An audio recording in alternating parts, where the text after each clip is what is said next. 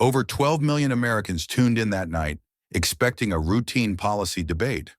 What they got was a fracture in the future. On one side of the stage stood Stacey Abrams, a symbol of persistence, reform, and the long road to justice. On the other stood Jasmine Crockett, fierce, brilliant, and now shockingly aligned with silent money. Their eyes met under the blinding studio lights, but what passed between them wasn't recognition, it was revelation. Before the moderators could finish their pleasantries, before the audience could settle into comfort, the temperature dropped. Jasmine's opening salvo wasn't policy, it was a provocation, and Stacey didn't flinch. Not then. Not yet. But when the flash drive appeared 2 days later, everything changed. A single file, time-stamped and sharp, held footage that cracked the illusion of unity wide open. The headlines spun, the movement trembled, and America leaned in. Because this wasn't just political drama, it was personal. And beneath the microphones, behind the applause, a much older question began to surface. What happens when the next generation forgets why the fight began? And to answer that question, we have to go back. Before the lights, before the betrayal, before the flash drive. Back to the moment Stacey Abrams first saw the shadow behind the spotlight. The stage was almost ready. Somewhere deep in the heart of Georgia, beneath the high arches of a community center, repurposed into a war room for democracy, Stacey Abrams stood alone before a massive map of the South. Every pushpin marked a place that had lost its voice. Shuttered polling stations, redrawn districts, voter ID laws that silenced more than they protected. Around her, aides scrambled between laptops and conference calls, rehearsing stats and speeches. But Stacey was silent, focused. In less than 2 weeks, she would launch the largest grassroots voting rights coalition the country had seen since the days of Selma. And for that, every name on the partner list had to be unimpeachable. Every alliance airtight. The weight of it pulsed behind her eyes. Her reputation wasn't just on the line. It was the last line of defense for communities that had already lost too much. That's when the name appeared. An intern flagged it first, buried in the financial disclosures of one of the newest coalition sponsors, the Langston Equity Group. Slick branding, ambitious portfolio, and quietly, they were the largest donors behind a policy brief that sought to limit early voting in urban counties. Stacey's heart sank as the intern pointed to the signature on the consulting agreement. Jasmine Crockett, a rising star. Former public defender turned congresswoman, outspoken, sharp, and up until now, a trusted voice in Stacey's own circle. The room held its breath as Stacey's eyes lingered on the digital ink of that signature. "Pull every file we have on Langston," she said, voice steady, low, "and get Jasmine on the next strategy call." The next morning, the Zoom call began with pleasantries, but the temperature was Arctic. Jasmine appeared on screen in a crisp white blazer, her tone cool and clipped. "Good morning, everyone. Let's talk impact." Stacey didn't smile. She didn't blink. "Before we do," she said, "can you explain your affiliation with Langston Equity?" The room froze. Jasmine didn't flinch. "They approached me 6 months ago. They said they wanted to learn from activists. I figured better to be in the room than screaming outside it." A few aides exchanged wary glances. Stacey's voice didn't rise, but it cut. "You're in a room funded by people who bankroll voter suppression?" Jasmine leaned forward, unbothered. "And I'm redirecting their power." Her eyes hardened. "This isn't betrayal, Stacey. It's strategy." The silence that followed wasn't one of understanding. It was fracture. After the call, Stacey closed her laptop but didn't move. The room was still, as if the air itself was waiting for her reaction. She stood slowly, walked to the whiteboard where they'd been planning outreach in Alabama, and erased 3 counties with one firm stroke. "We reallocate everything," she said. "We don't move with weight that's bought." One aide asked carefully, "Do you think Jasmine's lying?" Stacey stared at the board, her marker trembling slightly in her grip. "I think she's convinced herself she isn't," she whispered. Then sharper, "But we've seen this before. People get inside the halls of power and forget who sent them there." Her gaze turned to the stack of community letters on her desk. Handwritten, pleading, trusting. Her jaw clenched. I won't let her gamble with our people's right to be heard. That night, alone in her home office, Stacey sat beneath a flickering lamp, the file on Langston Equity open beside her. She traced the timeline with a pen, line by line. Lobbyist contributions, PAC donations, delayed disclosures. It painted a picture all right. One where Jasmine had been meeting with Langston execs months before anyone in the coalition had even heard their name. And now those same executives were pushing data-driven reform that Stacey knew was code for tech-enabled suppression. Algorithms that flagged duplicate registrants disproportionately in black districts. Digital risk scoring of voters, all under the guise of modernization. Her hand balled into a fist. This wasn't innovation. This was erasure in a suit and tie. Her phone buzzed. A text from a longtime ally in Texas. You sure about Crockett?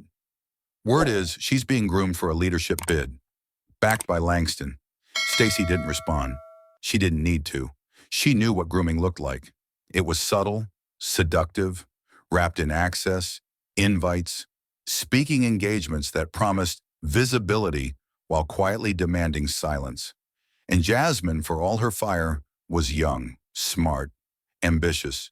But ambition, Stacey had learned the hard way, was not the same as loyalty, nor justice. She leaned back in her chair, the ceiling fan spinning slowly above, casting shadows like ticking hands of a clock running out. Her mind flashed to a speech she once gave in South Carolina. Power is not proximity, it's purpose. And the moment we confuse the two, we lose both. She closed the folder. Her path was clear. Jasmine Crockett may have thought she was playing the long game, but Stacey Abrams had seen too many long games end with stolen ballots and closed doors. She wouldn't shout. She wouldn't accuse. Not yet, but she would watch. She would document. And when the moment came, she would strike with the only weapon she had never surrendered, the truth. And somewhere in Washington, Jasmine Crockett looked into her mirror under studio lighting, rehearsing lines for an upcoming segment, unaware that the battle had already begun. Not in front of cameras, but in the silence between two women who once stood on the same stage, and now stood on opposite ends of a very sharp line. The ballroom shimmered like a promise, crystal chandeliers spilling golden light onto polished wood floors, black tie servers weaving between silk gowns and navy suits. And at the center of it all, a stage set not for performance, but for persuasion. Atlanta's elite had gathered that evening not for spectacle, but for strategy. The event was billed as a night of reinvestment, hosted by the Langston Equity Group and co-chaired by Congresswoman Jasmine Crockett herself. The invitation boasted a mission, rebuilding the civic spine of southern cities. But behind the smile of every investor was a ledger, and behind every toast a contract waiting for signatures. Stacey Abrams sat at a table near the back, far from the main spotlight, her dress simple, elegant, the kind of understated dignity that didn't need sequins to command attention. She watched as Jasmine took the stage, her white gown radiant against the soft blue uplighting. Cameras clicked. The crowd leaned in. And then, with a practiced grace and unshakable charm, Jasmine smiled and said, "Tonight, we honor not only our donors, but our doers, the ones willing to reinvest in communities long overlooked." The applause came fast, loud, as if no one in the room noticed the sharp edge buried in the word reinvest. But Stacey noticed. She always did. From where she sat, she studied not Jasmine's smile, but the faces of the men standing behind her. Executives from Langston Equity, lobbyists with champagne flutes. Their hands were polished. Their eyes were too still. Stacey recognized a man who had once bankrolled a redistricting effort in North Carolina that gutted minority voting power. He now stood clapping beside Jasmine like a born-again savior. Something in Stacey's chest tightened. Not jealousy, not rivalry, but a growing sense of betrayal wrapped in applause. After dinner, while guests moved toward the dance floor and the jazz band eased into a familiar groove, Stacey slipped away. The ballroom echoed faintly behind her as she stepped into the cool night air. She didn't need dessert, she needed clarity, and it came faster than she expected. Her phone buzzed. A message from Diane, an old staffer from her 2018 gubernatorial campaign, now working quietly in policy analysis. "I think you need to see this. Check your email. Urgent." Stacey opened the file as she leaned against a column outside the valet loop. The PDF loaded slowly, government formatting, line by line, sharp as surgical steel. It was a draft bill titled Voter Integrity and Postal Security Act. The language was sterile, but the intent was not. Restrictions on absentee ballots, new ID requirements, authorization for biometric verification in voter risk zones. Stacey's eyes narrowed, and at the bottom of page 22, a line that sent her stomach into freefall. Co-sponsored by Representative Jasmine Crockett, TX30. She stood motionless as traffic passed on Peachtree Street behind her. For a long moment, the city around her dimmed, muffled, as if someone had stuffed cotton into the air. She read the signature again. It wasn't speculative. It wasn't rumor. It was Jasmine, on record, on paper, supporting a bill that would disproportionately suppress voters who looked like them, lived like them, depended on systems already fragile and shrinking. Inside the ballroom, Jasmine posed for selfies, laughing with ease, raising a flute to toast what she called next-gen democracy. But out here, under the streetlight's truth, Stacey held the proof that something deeper had shifted. This wasn't just a political calculation. This was complicity in a system she had dedicated her life to dismantling.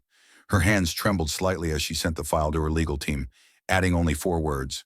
Verify, map the sponsors. She didn't call Jasmine, not yet. She needed more than a confrontation. She needed to understand how far this went, who else was backing her, and what game was truly being played.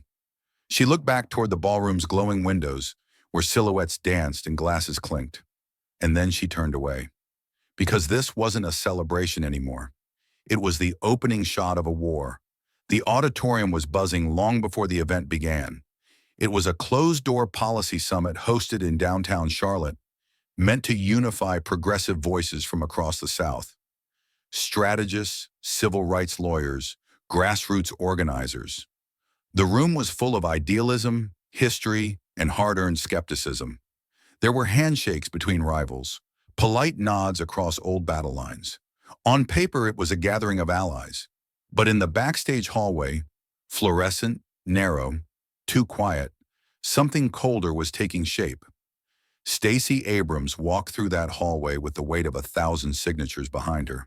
She had seen the voter suppression bill's draft evolve into a formal proposal within just days, now backed by 5 co-sponsors and fast-tracked under the guise of electoral modernization. She knew its language, she knew its consequences, and she knew that one of its architects was here today, standing just 15 feet away in a navy pantsuit, phone in hand, smiling. For a photographer like this was just another stop on the climb.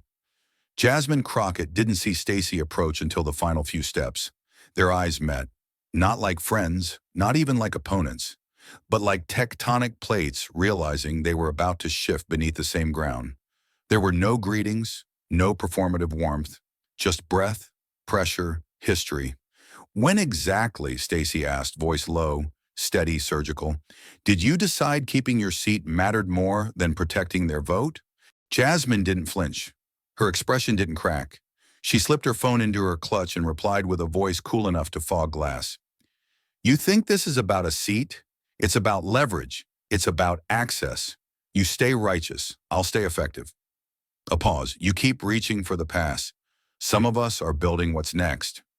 It wasn't a fight. It was a line drawn with fire.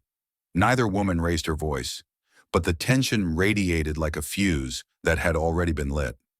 One junior staffer, frozen a few feet away near the curtain, would later say the air itself changed. Thick, breathless, like just before a thunderstorm hits. Stacey didn't respond with anger. She didn't have to. She simply took a half step closer and said quietly but with unmistakable finality, "If you believe proximity to power makes you powerful, you've already lost your way." And then she walked away. But the moment didn't stay in that hallway. Within hours, someone, no one ever confirmed who, leaked the confrontation to a reporter from the Hill who was already chasing rumors of fractures in the voting rights coalition. The headline hit the digital front page before midnight. Tensions boil over. Abrams and Crockett clash behind closed doors at Policy Summit. Cable news picked it up the next morning. Pundits framed it as a generational rift. Twitter framed it as betrayal. One trending hashtag simply read, #justice divided. What had been a whisper had now become war drums. But while media buzzed about drama, Stacey locked her doors and pored over funding trails. She traced donations from Langston Equity through Shell PACs into obscure community outreach groups whose actual expenditures told a darker story. Voter purges disguised as database cleanups, education campaigns that misled people about ID deadlines. Jasmine's name appeared again and again. Not directly, not foolishly, but always one layer removed, just far enough for plausible deniability. Backstage drama was easy to sensationalize, but Stacey wasn't chasing headlines.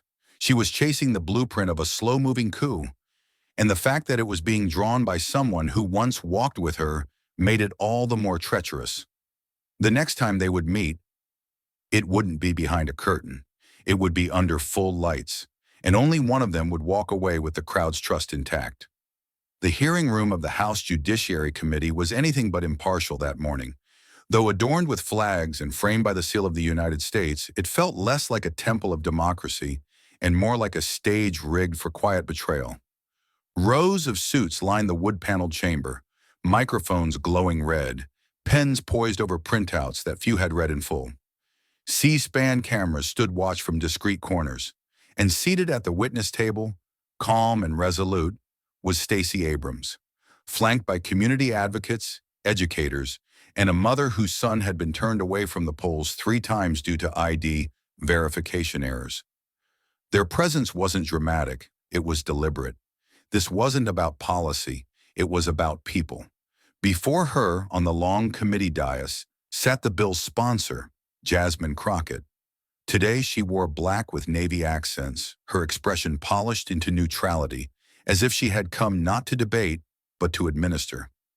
The bill's title, the Fair Elections and Transparency Act, sounded noble enough.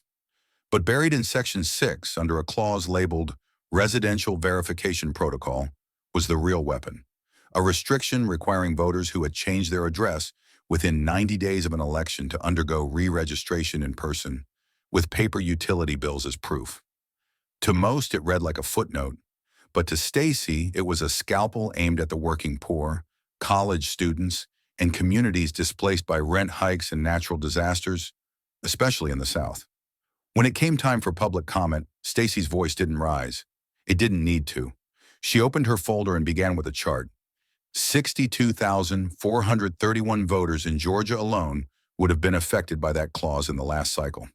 She followed with a photo, an elderly woman from Birmingham who missed her chance to vote because her ID listed an old address. Then she told the story of a veteran in Houston who hadn't had a permanent address in months, but always voted early at the same community center. He would have been disqualified under Jasmine's proposal. Silence rippled across the room, heavy and respectful. Even the committee's stenographer stopped typing for a beat. But then came the counterpoints, crisp, rehearsed, and disturbingly smooth. Jasmine leaned forward, hands clasped, and addressed the room like a CEO presenting to a board. Election integrity, she said, is not suppression. It is structure. It is what ensures that every vote cast is not only counted, but counts. Her words landed like soft blows, measured, symmetrical, dangerously convincing. The chair called for votes from subcommittee members, many of whom had once trained under Stacey in her New South Leadership Initiative. She recognized their names, their stories, their dreams, but one by one, green lights lit up beside their names on the digital panel. Support, support, support. They didn't meet her gaze. They looked straight ahead, lips tight, fingers steady. The final vote, 6-4 in favor of advancing the bill to the House floor. The room did not erupt, it fractured. A single audible whisper from the back. She lost them. Stacey stood. Her supporters reached to comfort her, but she waved them off. She gathered her papers, nodded to the woman beside her, and walked, not with defeat, but with the solemnity of someone who understood that the battlefield had just shifted beneath her feet. This wasn't about justice anymore.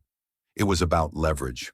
The rules had changed, and her former students, the ones she had once trained to fight for equity, were now wielding her own teachings as weapons for moderation, compliance, optics. As she stepped into the hallway outside the hearing room, a reporter called out, "Ms. Abrams, do you consider today a loss?" She stopped mid-stride, turned just slightly and said, "I don't keep score in rooms built to look fair, but rigged to fail." Then she kept walking. Inside, Jasmine sat quietly as press cameras clicked in her direction. She smiled, faint but firm, a smile that said she knew the vote didn't end the war. It just opened a new front, and far down the hall, Stacey gripped the edges of her folder, eyes forward, voice quiet but resolved. She would not let this become the story of her defeat. She would make it the beginning of her reckoning. It arrived in an unmarked envelope. No return address, no sender, just a slim black USB drive sealed inside a manila pouch. At first glance, it looked ordinary, forgettable. But Stacey Abrams had learned long ago that the most dangerous things often arrived in silence. The envelope had been left at her office front desk by a courier with no name, no badge, only a message for her assistant. For her eyes only. At the time, it had barely caused a stir, but as Stacey slipped it into her laptop and watched the first frame flicker to life, the stillness in the room thickened like a held breath. The video opened with grainy handheld footage, time-stamped from 2 weeks ago, a private room in a high-rise conference suite. The camera had been hidden, the angles were off, but the audio was clean, almost too clean. Stacey leaned in. On screen, Jasmine Crockett sat at a small circular table with 3 other figures, all in dark suits, their faces pixelated by poor lighting. A voice, robotic, polished, introduced itself. "On behalf of Halder Tech Analytics, we're grateful for your willingness to explore voter behavior modeling at this scale." Stacey's chest tightened. Halder Tech, the same company whose predictive AI had been flagged by watchdog groups for racially biased algorithms. The same company currently under investigation for selling behavioral tracking tools to campaigns with ties to white nationalist PACs. Jasmine nodded in the video, expression unreadable. "You want reach," she said. "I want insight." She leaned forward, fingers steepled. "Give me voter hesitation thresholds, real-time reaction heat maps, targeted silence zones. I don't care how you gather it. I care that I win with it." The men across from her exchanged glances. One slid a folder toward her. The camera shook slightly. Then came the moment that froze Stacey in place. A muffled question, off camera. "And if questioned on ethics?" Jasmine's reply was almost a whisper, but crystal clear. "If we control the data, we control the vote. Everything else is theater." Stacey hit pause, then rewind, then play again. She listened to that line 5 times in a row, and with each repetition, the chill in her spine grew colder. She had feared Jasmine was being manipulated, influenced, or even coerced. But this wasn't coercion. It was choreography, deliberate, calculated. Not a misstep, a mission. Her phone buzzed. A message from Dion. "Committee is fast-tracking the bill. Votes next week." Stacey didn't reply. She stared at the pause frame of Jasmine on her screen. The same woman she'd once mentored, once campaigned beside, now speaking like an executive in a boardroom, not a representative of a broken electorate. The betrayal wasn't just personal, it was structural. Jasmine wasn't working to fix the system from within. She was learning how to own it and selling access to the highest bidder. She pressed her palms against her desk, grounding herself. She couldn't go public without context, not yet. Releasing the video too early would make it look like a smear campaign. Jasmine had grown popular, powerful. To the public, she was still a fierce black congresswoman, a symbol of generational change. Stacey knew the risk of being seen as the one tearing that image down. But the truth didn't care about optics. The truth had to live. She called in her policy team, locked the door, and laid the flash drive on the table. "No one copies this. No one leaks it. We verify everything, trace the metadata, confirm location, audio signature, and who those men are. Her staff exchanged glances but nodded. One whispered, "If this is real." Stacey cut her off. "It is." She turned toward the window. The city spread out before her like a map of decisions already made. In her reflection, she saw not just herself, but every voter who believed their name still meant something at the polls. "We didn't build movements for this," she said softly. "We built them to stop this." Outside, dust settled over Atlanta, but inside her office, the light had just been turned on. The reckoning wouldn't come with fire or fury. It would come with evidence, and Stacey was ready to deliver it. The town hall in Montgomery hadn't felt this full since the marchers came through in '65. The pew-style benches overflowed. Elders fanned themselves with programs. College students clutched their phones. Middle-aged mothers whispered about bus routes. Everyone in the room knew this wasn't just another community meeting. It was something heavier, more electric. On the stage, Stacey Abrams stood behind a simple wooden podium, the only adornment a single banner. Our vote, our voice, our future. She didn't raise her voice. She didn't dramatize, she simply pressed play. The lights dimmed. The screen lit up. The first frame showed Jasmine Crockett seated across from Halder Tech executives, speaking in coded terms about data efficiency in voter zones. The audio played clean. If we control the data, we control the vote. There was no background music, no edits, just the truth in its rawest form. The room at first was dead silent. Then came the shifting of weight on benches, the quiet suck of air through teeth, murmurs rippling like waves across a lake. And then chaos broke through the back doors. Jasmine, no entourage, no press handler. Just her, storming into the hall in a fitted black coat, eyes scanning the stage like she'd been walking through fire. Before anyone could stop her, she marched up the center aisle and climbed the steps, snatching the microphone from Stacey's stand. Her voice cracked like thunder through the old sound system.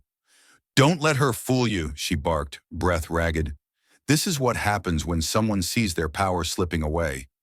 They started inventing stories. Gasps, murmurs. A few in the crowd stood. Stacey didn't move. She didn't yell. She didn't argue. She simply lifted her arm and pointed. Not at Jasmine, but at the screen still frozen behind them. The image showed Jasmine mid-handshake with a man in a navy pinstripe suit, the Halder Tech CEO, a known donor to candidates who champion voter ID laws and digital surveillance of polling behavior. The photo wasn't edited. It wasn't hearsay. It was time-stamped. It was real. Jasmine turned to look at it, just for a second. Her jaw clenched. She turned back to the crowd, now quieter, more still, and her voice rose, sharper now, desperate. "Y'all can't see what this is? It's theater. She's scared. She's trying to freeze us in the past while I'm building our future." But her words didn't land. They hovered, then fell. In the third row, an elderly woman in a church hat leaned toward her neighbor and whispered, just loud enough to be heard by those nearby. "She forgot who she is." Another murmured, "That ain't the Jasmine I voted for." The moment had turned. Jasmine's shoulders heaved, not with exhaustion, but frustration, the kind that comes when truth collides with ambition and can't be talked down. She gripped the mic tighter. "You think she's perfect? She lost her race, remember? She couldn't finish what she started." Her voice cracked. "And now she wants to drag me down with her?" Still, Stacey said nothing. She didn't need to, because power wasn't in the volume now. It was in the silence, the kind that demanded accountability without spectacle, the kind that spoke louder than any defense. And Jasmine, for all her fury, was suddenly small against the screen behind her, swallowed by her own reflection. Her voice didn't carry anymore. Her arguments scattered like dry leaves in wind. The moderator approached slowly. "Congresswoman Crockett," he said, gently but firmly, "this is not your event. Please step down." The mic was taken. Jasmine stood frozen for a moment longer, as if trying to hold her ground with willpower alone, then turned and descended the steps, her heels striking the wood like a gavel in a trial she hadn't won. As she exited through the side door, No one cheered. No one booed. Just silence. Stacey finally stepped forward again. Her voice when it returned was soft, not triumphant, but tired. This fight was never about one woman. It's about one truth, that our votes are sacred, and that whoever tries to shape them in secret, no matter what title they carry, has to answer to the people who own those votes. The audience stood, not with applause, but with purpose. The reckoning had begun. The envelope was cream-colored, thick, sealed with a red wax emblem that bore no name but carried the unmistakable weight of legacy. It had arrived without fanfare, slid quietly onto Stacey Abrams' desk by an assistant who only said, "From someone who knew him." No return address, no markings but the swirl of familiar script across the front. Stacey. She held it for a moment, thumb tracing the edge, before breaking the seal. Inside, a single folded sheet of stationery, handwritten in deliberate cursive. She read it once, then again, and the world seemed to narrow to the space between those lines. "He believed in you," it began. "Don't let them silence you by shouting louder. They want you to match noise with noise. Don't. Speak so clearly they have no place to hide."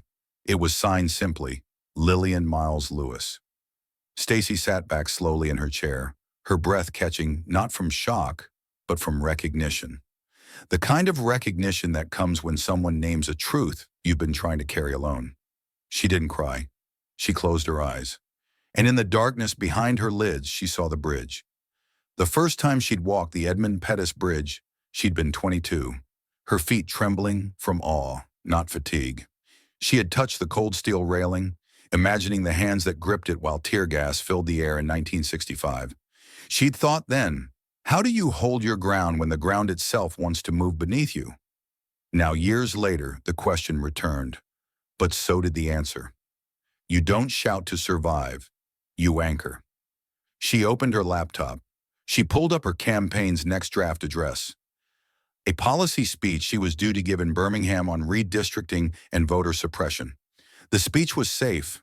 It was clean. It would make no enemies. It would make no impact.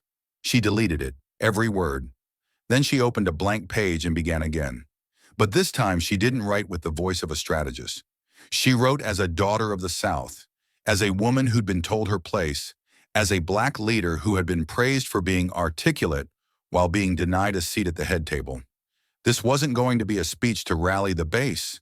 It was going to be a mirror, held up to a nation that had gotten too comfortable with illusion. She wouldn't name Jasmine.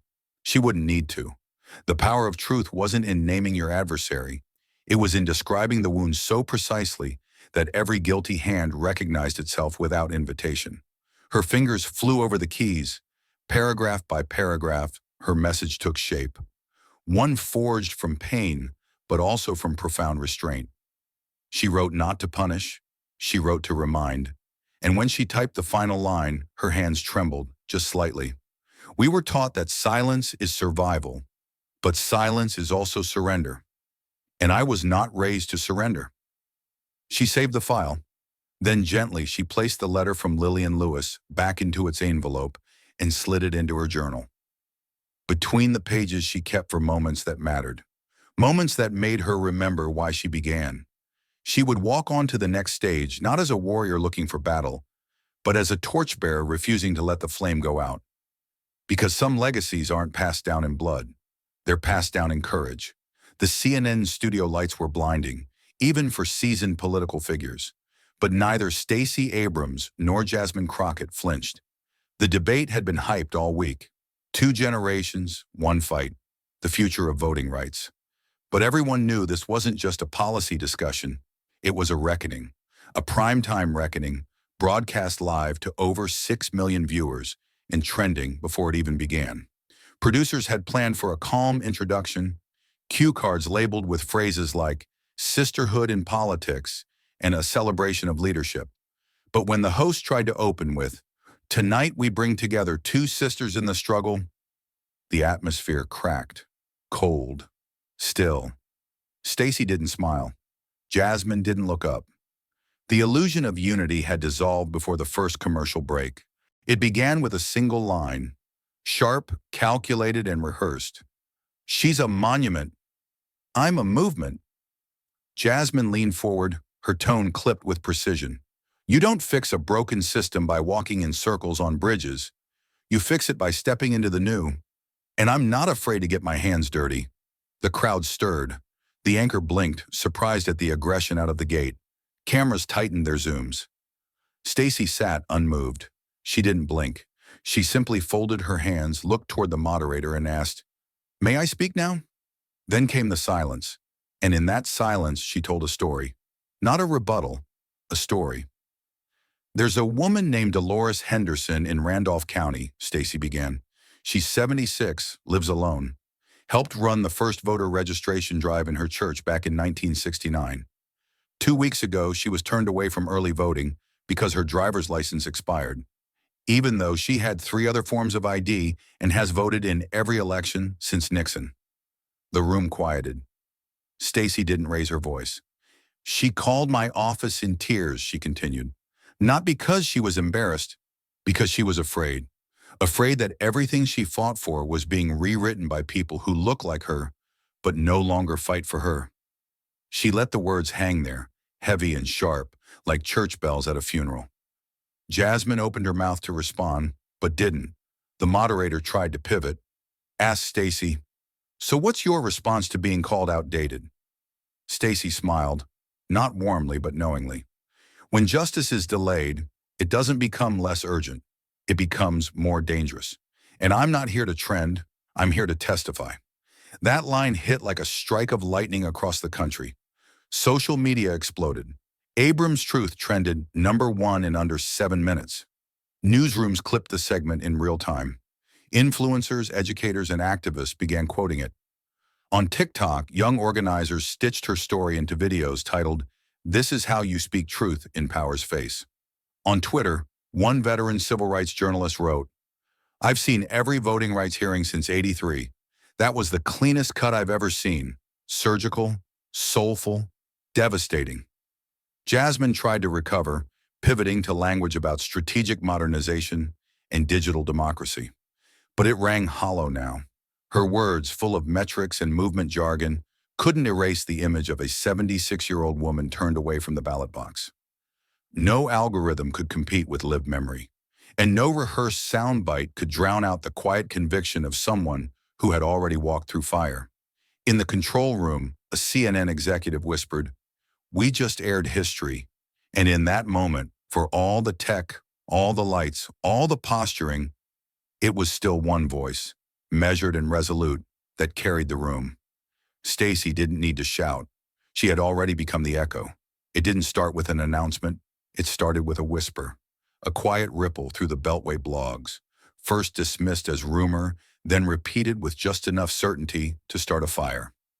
Jasmine Crockett's donors were being named, one by one, headlined in red banners on Substack columns and exposés on watchdog Twitter threads. The same fund that had once powered digital equity ads in swing districts was now revealed to be backing micro-targeted voter suppression pilots in key southern counties. Reporters found emails, funding overlaps, and worst of all, patterns. And suddenly, Jasmine wasn't the rising star anymore. She was the center of gravity for a political scandal soaked in betrayal and algorithms. The pressure came fast. First, it was her inbox, 5 corporate donors pulling scheduled appearances. Then came the calls from her own staff. "We're losing volunteers in Georgia. The Colorado team just dropped. Illinois says they're switching sides." The tipping point arrived on a gray Monday morning when the Southern Voter Alliance, a coalition she once helped fundraise for, publicly demanded her resignation from the National Civic Data Trust Advisory Board.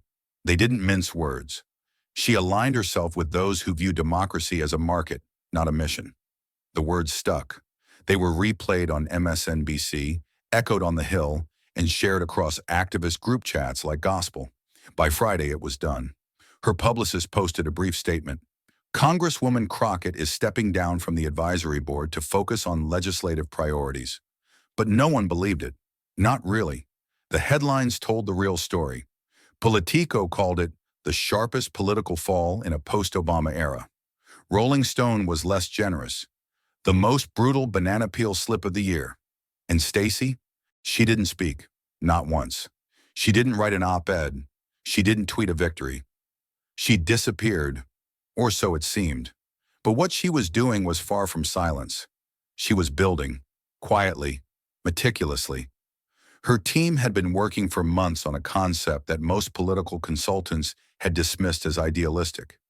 An AI-driven voter registration platform powered not by PAC money, but by micro-donations from individual citizens. 3 weeks after Jasmine's resignation, Stacey unveiled it. No fireworks, just a press conference in Selma, a podium, a tablet, a mother from rural Alabama who walked through the demo on live TV. The app scanned her license, verified her eligibility, and completed her voter registration in 84 seconds. No tricks, no hidden data scrapes, and most importantly, no for-profit surveillance infrastructure. Reporters scrambled. One asked if the platform was a response to Jasmine's scandal. Stacey's answer was simple. This is not a reaction, it's a restoration. By nightfall, the platform had over 400,000 signups. Social media wasn't filled with applause. It was filled with relief, the kind that comes when something broken finally begins to mend. Commenters called it the return of adult leadership. A Georgia teacher tweeted, "We don't need more headlines. We need infrastructure," and she built it. Behind the scenes, campaign managers from 4 battleground states reached out to Stacey's office, not to endorse, to ask how to replicate it. And in the shadows where ambition had once twisted purpose, a new blueprint had emerged. One written not in retaliation, but in repair. Stacey hadn't crushed her opponent, she'd outgrown her. Because that's how real revolutions happen. Not in the collapse of the old, but in the quiet architecture of the next. The air over Selma was heavier than weather. It wasn't the heat, though the Alabama sun pressed down like judgment. It was the weight of memory. Stacey Abrams stood at the top of the Edmund Pettus Bridge, her feet planted, not just on steel and pavement, but on legacy. Below her stretched a river of faces. Black, white, Latino, young, old, quiet, breath held, gathered not just for a speech, but for a reckoning. Drones hovered overhead, news vans formed a tight semicircle along the banks, and a dozen networks streamed the feed live. This wasn't a campaign, it was a reckoning with history itself. Her voice didn't crack, it didn't waver. It cut through the humidity like a verdict. "We stand," she began, "not because we have conquered, but because we are still climbing." She didn't mention Jasmine Crockett by name. She didn't need to. The crowd knew the scandal. They had read the op-eds, watched the leaked videos, memorized the transcripts of betrayal.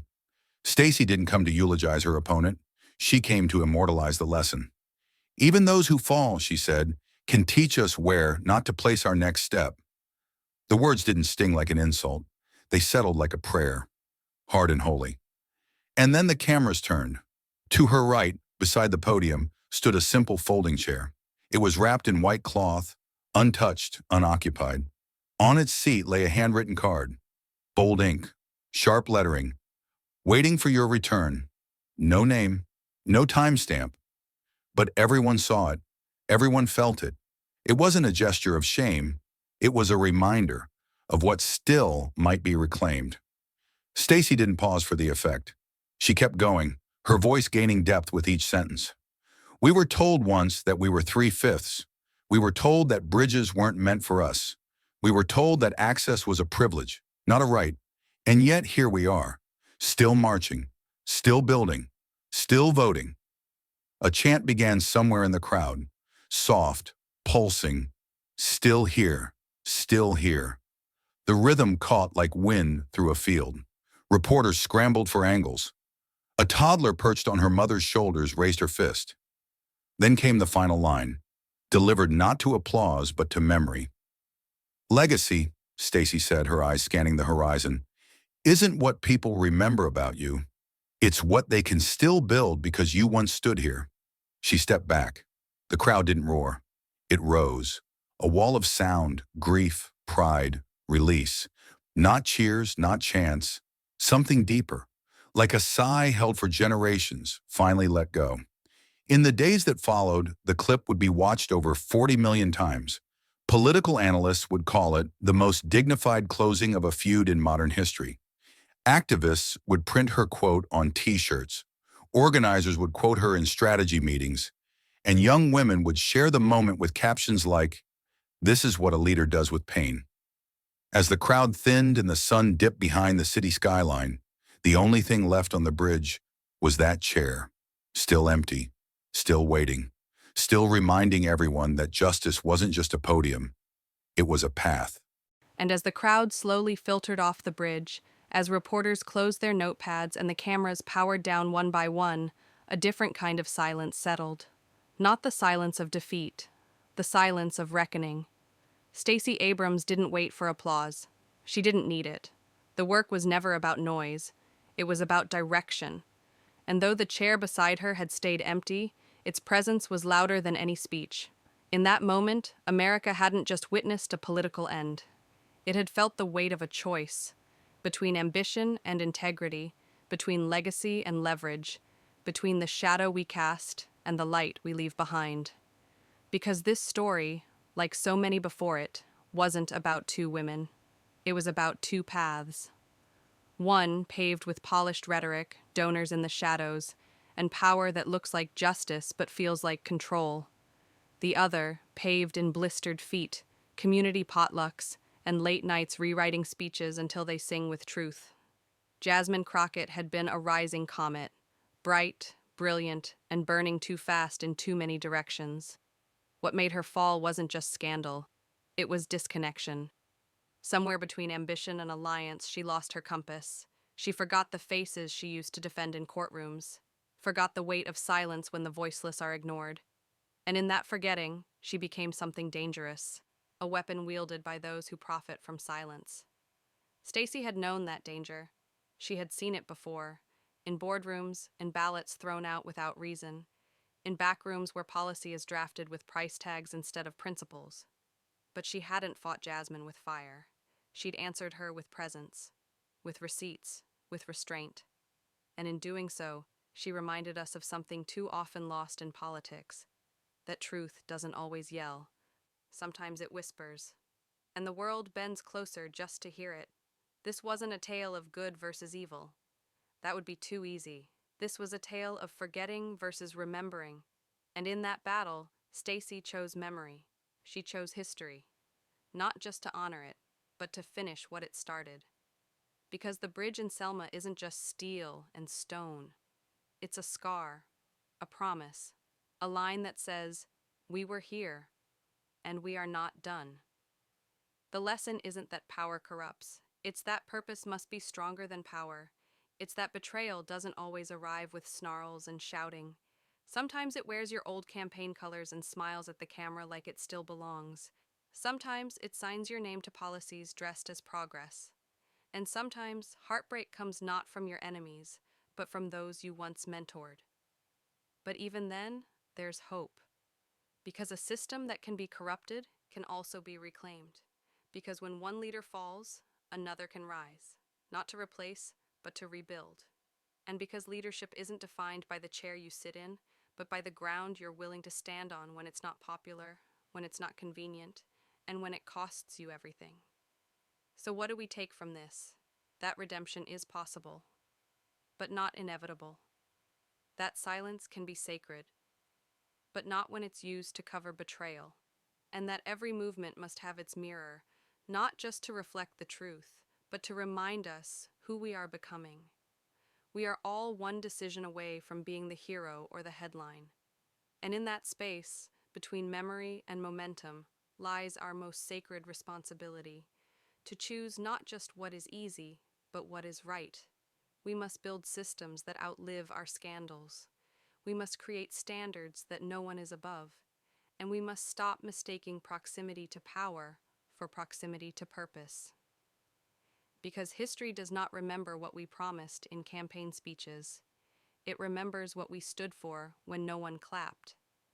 This story, though fictionalized for reflection, speaks to a truth that echoes across every Capitol hallway, every community center, every family dinner that ends in disagreement.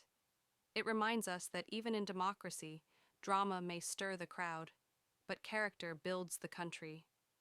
And while the names may be adapted and the dialogue imagined, the choices, the temptations, the fractures in our values, those are real. They are happening, right now. In every room where a deal is whispered, in every decision where justice is traded for convenience, in every silence that lets a lie pass because confronting it might cost too much. So let this story not be a warning. Let it be a mirror, and when we look into it, may we see not just the flaw, but the chance to change. May we walk our own bridges not to cross them alone, but to hold them for the next soul too weary to stand. And may we never forget what Stacey Abrams left on that empty chair, the reminder that justice is never inherited. It's earned, every day, every word, every step. And for those listening closely, the next step is yours. And if you felt something stir as Stacey walked off that bridge, something more than anger, something deeper than outrage, that was your conscience catching fire. Because this wasn't just her fight, it was never just hers. Every voter turned away, every policy buried in legal jargon, every woman told she was too emotional to lead, too loud to listen, too black to be believed. They were all sitting in that empty chair beside her, and now that chair belongs to you. This isn't a history lesson, this is a handoff. You don't need to be on a podium to raise your voice. You don't need to wait for permission to demand better. What you need is resolve and a reason. And if this story didn't give you both, rewind it. Listen again. Watch how power can slip through silence. Watch how betrayal wears a smile and shakes your hand. And then decide if you'll keep scrolling or if you'll stand. Because the bridges of our generation won't be made of steel. They'll be built from clicks, calls, and choices. And every single one counts. So if this moved you, don't let it stop here. Share it. Talk about it. Bring it to your classrooms, your barbershops, your kitchen tables. Because we don't win the fight for justice by being louder. We win by being longer lasting. And if you're ready to keep that fight going, to be part of a movement where truth still matters, where clarity still cuts through noise, subscribe to LEO Stories now. This platform isn't just for stories, it's for standards. And together, we're not just telling what happened, we're shaping what comes next. Your voice is the next scene. Make it count. Thank you for staying till the end. Your time, your heart, your presence matters more than you know. If this story spoke to you, speak back. Like, subscribe, and leave a comment. Let's keep this conversation and this fight alive.